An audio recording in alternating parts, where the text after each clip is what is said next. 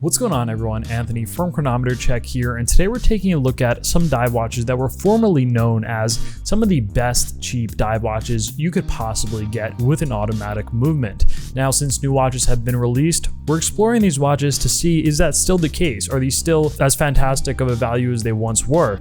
Pick these up because despite so many other dive watches on the market, they do have a kind of particular look to them, and I do think in a lot of ways they are kind of set apart from the crowd, especially the Mako here, but we'll talk a little bit more about the designs in a little bit. So with that said, let's get into it. Are these still a fantastic value for the money?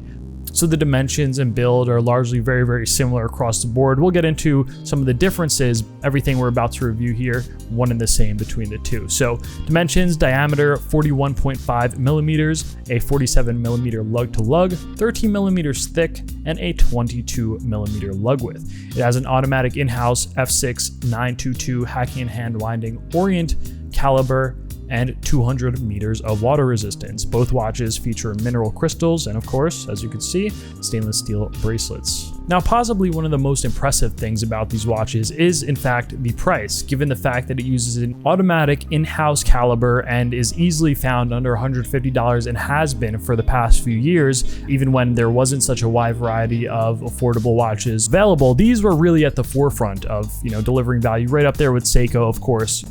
Orient divers were actually even more affordable, so they always kind of pose a little bit of that value proposition. And still to this day, where Seiko's kind of jumps up their price a little bit, these watches still deliver just as great of a value proposition, if not even better than before. Now, there are also other Orient watches, as you see here, that are just as great value and worth considering, but they are a little bit more expensive. So when you talk about real entry level, maybe for someone getting into the hobby for the first time, maybe for someone who just wants a dirt cheap automatic dive watch that you could really bang around and not have to worry about too much, these are fantastic proposition.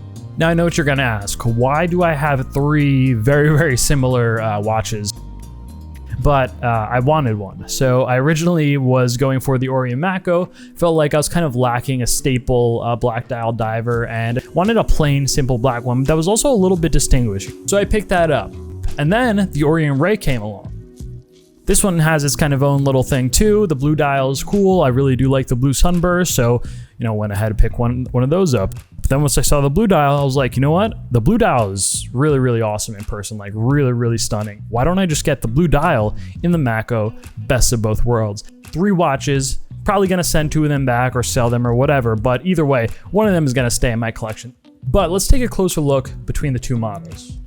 So first up, we have the Orient Mac O2. Now, this watch, as you can see, has a little bit of a more distinguished look because of its unique hour markers with 12, 6, and 9. So that is one of the reasons that I kind of gravitated towards this one first. It does have a more distinct look than just other divers on the market. And with that comes a few flaws. So first, taking a look at the case, we could see that it is both brushed on the top as well as throughout the bracelet. The brushing is done decently well, as well as the polishing, and the difference between them and the actual break between them is actually done relatively well. So nice and precise, clean distinction between the brush and polish surfaces on the side, and I really like that.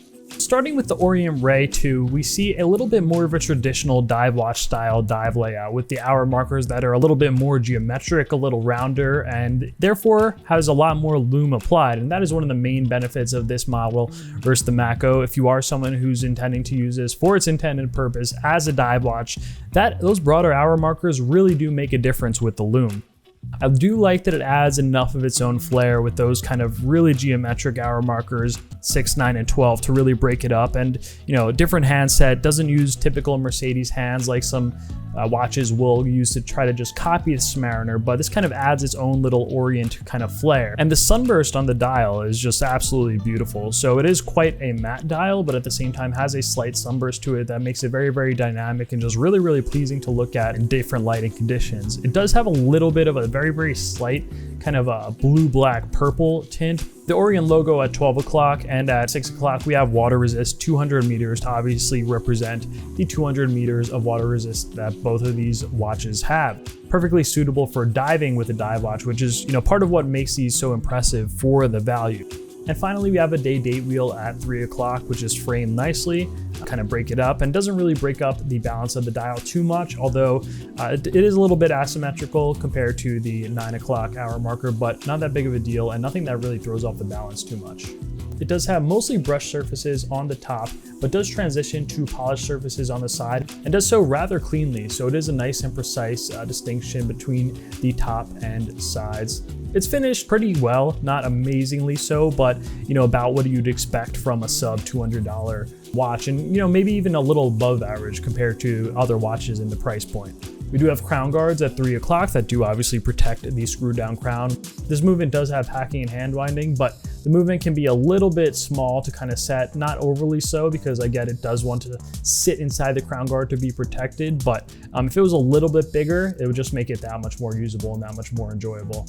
The stainless steel case back with Orient's twin dolphin logo seen on a lot of their divers. Unfortunately, no see-through case back here, but it probably would make it a little bit more thicker. They actually do use a see-through case back, but does make the watch a little bit thicker as a result. Bezel over here, the dive bezel, is relatively thin, which I really like how it kind of slopes downward. But on the other hand, it can make it quite difficult to grip. And this is one of the things they kind of improved in newer models. So taking a look at them side by side, we could really start to see the differences, which are mostly aesthetic. Now on the left, we have the Orient Ray, and on the right, we have the Orient Mako. There we go, one big happy family. The Orient Ray on the left just has much larger, much more surface area to its hour markers. They do kind of look like a lot of other divers that we've seen. The Mako on the right is a little bit more unique with its 1269 Arabic numerals and its sort of baguette-shaped batons in between.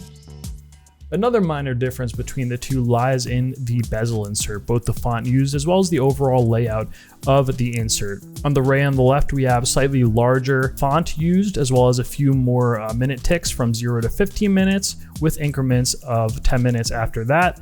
And the Mako on the right has only hash marks from 0 to 10 minutes, and 10-minute increments after that. Since the bezel is just so thin, sits so flush to the case, I like that for the aesthetic, sits nice and close to the wrist, but can make it quite difficult to operate. You really got to kind of dig your fingers in, especially when your hands are wet. I can imagine this is going to be a real problem, and thankfully this is something that Orient has kind of alleviated quite a bit with their most recent Orient Kamasu, which are basically an upgrade of these two models. So if you want something kind of a step up, I did do a review of this. Feel free to check out the review in the meanwhile. Other than that, I have to say the bezel action itself is quite tactile, feels quite good, and is actually a pleasure to use. And then finally, their bracelets are slightly different. So the Ray over here has both brushed and polished links in between, so multi-link, whereas the Mako has an all stainless steel brushed bracelet. Even the cases are nearly identical, using brushed surfaces on the top, which are actually brushed surprisingly well. Now, one thing about the hour markers of the Ray on the left, it does actually make it much more legible when it comes to lume. So in low light situations, I would say if you are someone who's actually going to use the Ray for its intended purpose, this is probably a much better choice than the Mako, just because the lume is just that much better. So we'll give you a quick lume shot.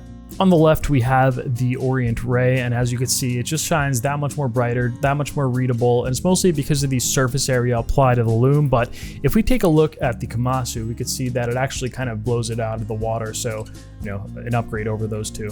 Both the bracelets are pretty good. So over here we have the Mako bracelet, which again is all brushed, polished on the sides, push pin links, not the best, screws are obviously preferred, but that's okay. You can actually upgrade to a strap code bracelet like I did on the Orient Kamasu, which is just absolutely awesome. It's a little bit lightweight. It does have only hollow end links, which they actually upgraded in the Mako USA 2 with solid end links. Just a basic bracelet that just is comfortable to wear, durable. This absolutely gets the job done.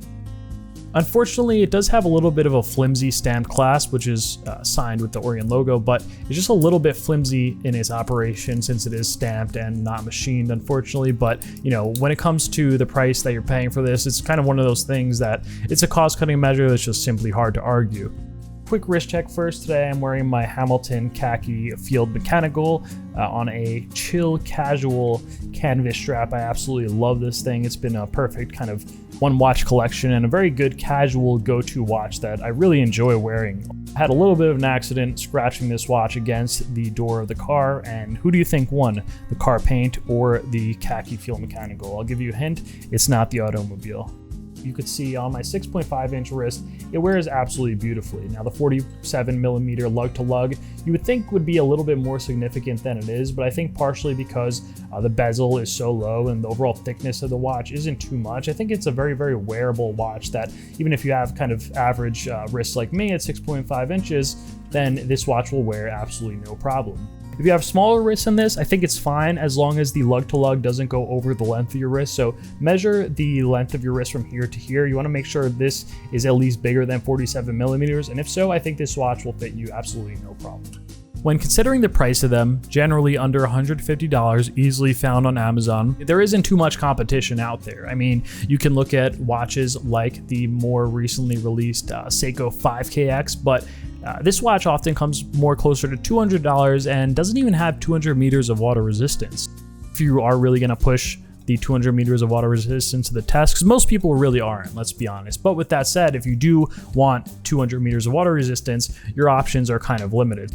Great watches, period, for what they are, but you know what? They are more expensive than the Orient Mako and Ray. And if you are going to spend, closer to $200, a little bit closer to $220 sometimes, you can pick up something like Orient's newer watch, the Orient Kamasu, which is, takes the same sort of elements. Obviously a very, very different design, a little bit more of an aggressive design, so slightly less traditional. It does have a kind of also unique color. It has a few different unique color variations, including the red one that I have here, which I absolutely love, by the way. This has been a watch in my personal collection since the week that the Orient Kamasu came out. I really love it, feel very strongly about it. But you know what? This watch comes at $200 and $220, somewhere around there, depending on when you look. For almost $100 cheaper, the Orient Mako or Ray, still fantastic value. They only have mineral crystal, whereas the Orient Kamasu or the upgraded Mako USA2 both have sapphire crystal. So keep that in mind, much more scratch resistant. You definitely will, if you wear it every day for a couple of years, you will see some scratches on a mineral crystal over time. But if you really don't want to stretch your budget, don't feel bad getting these watches. I mean, they're absolutely fantastic. They've been reliable for so many people for so long. They're excellent workhorse watches that, look great.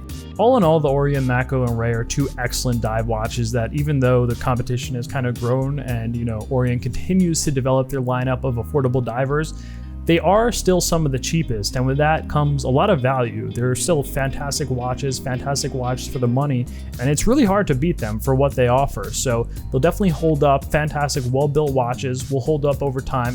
I will have the links of the watches spoken about in this video in the description below. Affiliate links, disclaimer, I could get a small kickback if you do purchase from these links, so full disclosure. But with that said, thank you so much for watching. Really do appreciate you taking the time. If this is your first time here, I would appreciate if you could hit like and subscribe for future review videos. With that said, let me know what you think about these guys. Have you ever owned one? I know these kicked off a lot of watch collections and really kind of helped people get into the hobby, and hopefully continue to do so, because I do think they're still fantastic and they're worth considering for someone who doesn't want to spend a lot but still wants a really, really great watch. So thanks for watching. Till next time.